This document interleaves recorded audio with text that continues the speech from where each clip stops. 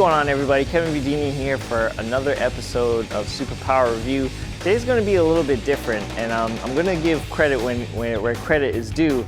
And I watched Jem Mint's video of how he got into comic book collecting, and that inspired me to do today's video. So today I'm going to be talking about, what got me into loving the characters that I love today and what got me into comic book collecting. So let's get into it. So I remember being at a small age, 5, 6 years old. Every Sunday, my dad would take me and my brother to a what we would call a magazine store. So my dad would, go look at bicycle magazines, photography magazines, and I would be in the comic book section. So one of the books that I would collect all the time, and I wish I still had them to this day, they were Godzilla comic books from Dark Horse. And I used to really love the artwork in these books, and of course being a huge Godzilla fanatic when I was a kid, loving Godzilla, constantly watching the movies, I would collect those. And now knowing the things that I know now, Arthur Adams used to do the artwork to those books, and I would love to get something signed by him someday. And they used to be the Bob Eggleton covers, which I finally got one of those Godzilla comic book covers signed by him, and I think that's one of the earliest memories I have of collecting comic books, was going down to the magazine store and collecting comic books. One of the first comic books I can remember having was a Street Sharks #1. I remember this cover so very well, and this comic book cover was epic. I'm a 90s baby, so Street Sharks was kind of big at the time. It died down really fast, but that's one of the first comic books I can remember, was a Street Sharks #1. So my brother and I used to religiously watch the X-Men animated shows, the Spider-Man animated show, and the Batman animated show. We grew up on Teenage Mutant Ninja Turtles. We used to watch the Teenage Mutant Ninja Turtle movies together all the time. Watching the Amazing Spider-Man show is what got me into loving the symbiote Spider-Man. I remember the first time seeing Spider-Man in a black suit, that big giant white spider, and the blue shine, and that's when I officially fell in love with the black suited Spider-Man costume, and Venom. And we just used to collect so many toys. We used to hound my parents for toys, even though they were pretty strict with buying us stuff. They didn't want to make us spoiled brats, but maybe for Christmas, Easter, we would have them buy us X-Men toys from the animated series, Spider-Man toys from the animated series, and Batman toys, and so on and so forth. All that stuff. I remember my brother used to have binders and binders, at least 2 or 3 binders of these Marvel trading cards. And on front of the card would have amazing artwork, and on the back of the card, it used to give you a little brief description of the character, when they first appeared in a comic book, and their abilities, strengths, and weaknesses of the character. So those are some of the things that we used to get into as a in our childhood. So obviously from that time, being a child, I liked all that comic book stuff, and the characters and so on and so forth. But I liked those characters, but wasn't heavily into it. So I would have to say that my comic book collecting got a little more serious around 2006 to 2009, from sophomore year to senior year of high school. So at this time, I was reading The Amazing Spider-Man, New Ways to Die, One More Day, Brand New Day, stuff like that. I was collecting those books, and then one of my biggest things, and I got so into this comic book series, was Marvel Zombies. That was my biggest comic book. When I heard that all of my favorite Marvel characters were going to turn into zombies and start eating everything and anything they possibly could, I got so into that. I really, really liked that idea. And not that this story really had any a real good origin to it, but it was just a fun read seeing, you know, all of these grotesque, gross characters and heroes and villains be zombies. That's all it really was. And that's when I really started taking comic book collecting seriously. I was going every week to Newbury Comics because that was down the road. I didn't have a car at the time, so I wasn't, you know, driving anywhere. It was just in walking distance, so I would go there every week, pick up my books. I know that I didn't have too much money because I was working a part-time job at Burger King. And then another thing too was on Wednesdays when the new comic books came out, I knew that I deliberately didn't eat lunch that day at school so I could save my lunch money to go down to the comic book store and buy comic books. And then, you know, this really struck, like, this went crazy for me. So Marvel, I remember having the Marvel Zombies action figures by Diamond Select Toys. I went crazy into those. I went so crazy into that I had, there was a Spider-Man, a Captain America, and an Incredible Hulk. So I bought 2 each just so I could have one loose and one still in the package. And I don't have those anymore. I recently sold those so I could have books. But man, I remember getting really big into Marvel Zombies, buying toys, buying paperbacks, and that's when I would have to say I got really serious into collecting. And then I started researching comic books. So I started researching the first appearance of the Wolverine. And when I found out that he first appeared in the Incredible Hulk, my mind blew up, especially when you find out the first appearance of the Punisher. His first appearance is Amazing Spider-Man. The first appearance of Black Panther is in the Fantastic Four, and that used to blow my mind because, I never thought of things like that.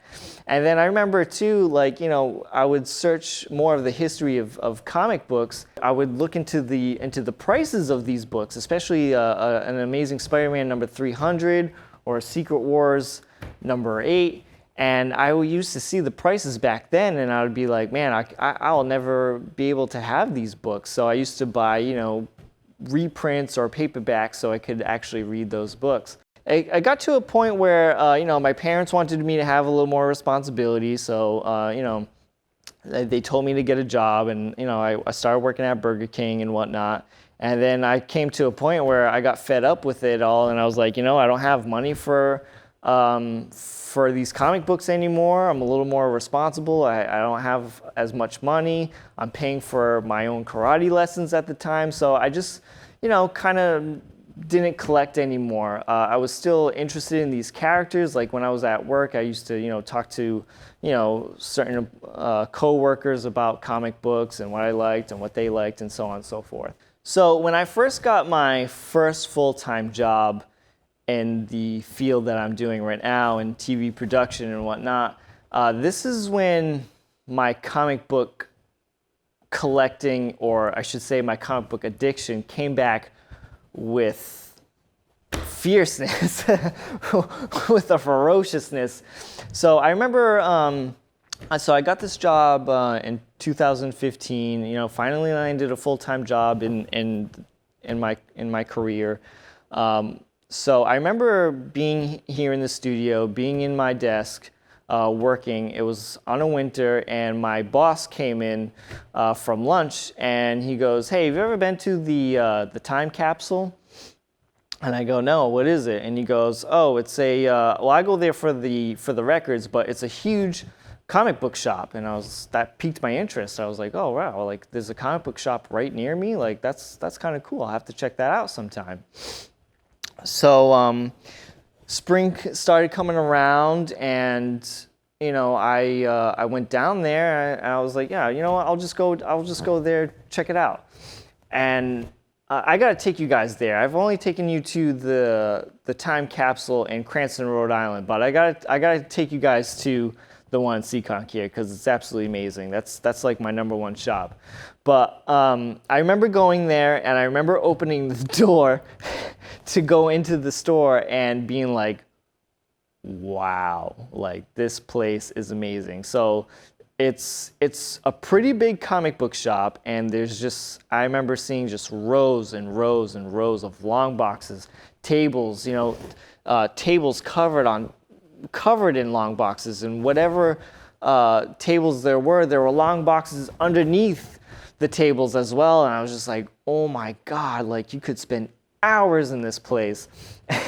So when I went in there, and I was like kind of like shocked for a second, the manager, Jeff, happened to be there. And I think he clearly saw the shock on my face. It was like, have you ever been here before? And I was like, no, I have never been here before. This place is crazy. And he goes, would you like a tour? And I was like, absolutely. So he started showing me, where the trade paperbacks were and how everything is in alphabetical order.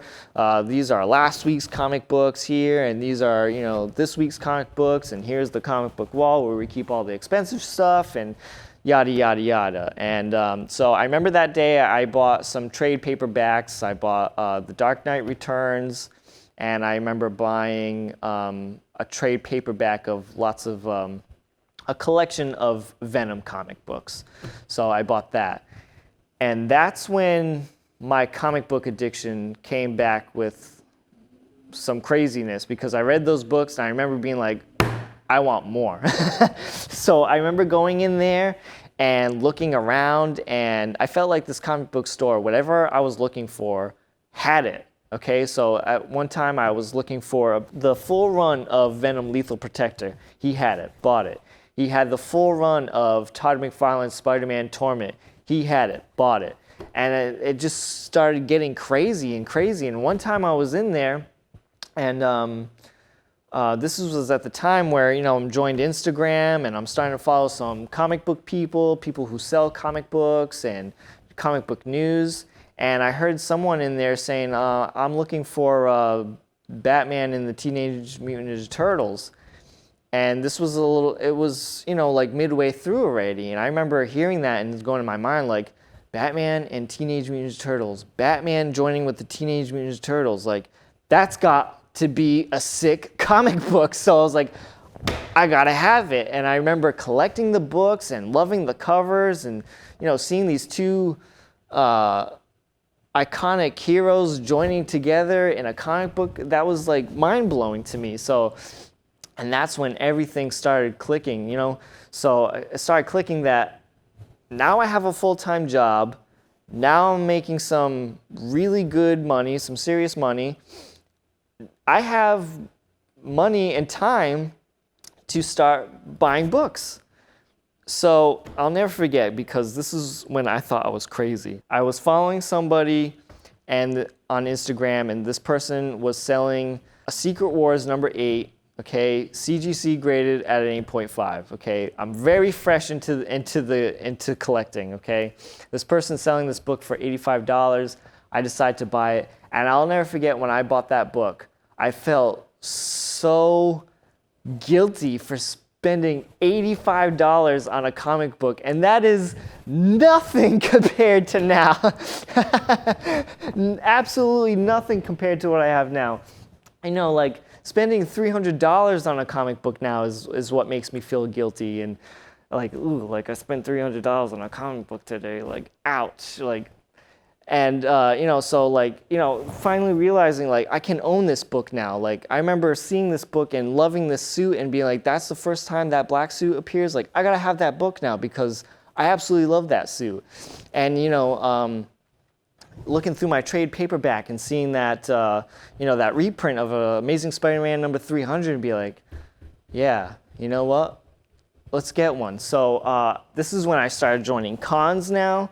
Buying books. I bought an ASM 300. I was pumped about it, and I spent like $185 on that book, and I remember feeling guilty about it for spending that much on a book. And that's when it just started snowballing and just kept going and going and going and going, and I haven't stopped. So from 2015 to now, I've just been on a collecting horde, buying artwork, going to cons. I'm sure there will be a time where, you know, I'll take a break like I did, you know, back in the time where I'm like, you know, maybe it's time to take a break in this, or maybe I'm not so interested in this anymore. But I'm sure that time will come, and I hope it kind of does come at some point, because then I can, like, you know, save some money. But so I think we're all up to date here. So that's kind of like a brief story of how I got into collecting and what made me fall in love into these characters. And again, I want to thank Gem Mint for posting his story and how he got into collecting, which inspired me to want to do mine. So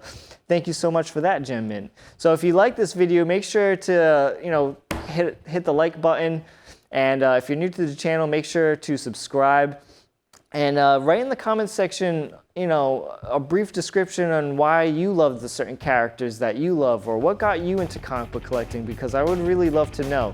So that's going to do it for today's episode, guys. Thank you so much for watching. Again, be sure to subscribe. Tomorrow is my birthday. I'm super excited, and I'm going to be buying a really big key for my birthdays, and I'm going to be doing a reveal video on that, so make sure to check that out. So thank you so much, guys. I'll see you guys really soon.